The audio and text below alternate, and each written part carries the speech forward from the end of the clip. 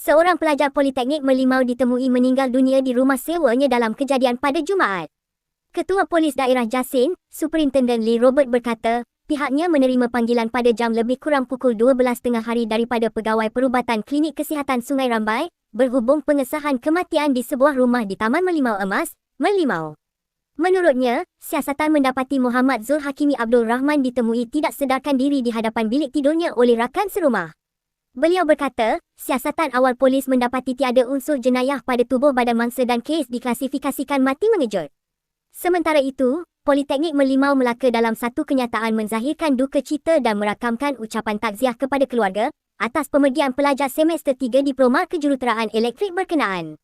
Menurut kenyataan itu, Allahyarham Baharu selesai menduduki peperiksaan pada sebelah pagi dan pulang ke kediaman rumah sewanya sebelum ditemui rebah oleh rakan serumah. Hasil bedah siasat dari Unit Forensik Hospital Jasin mendapati kematian berpunca daripada komplikasi tekanan darah tinggi yang serius.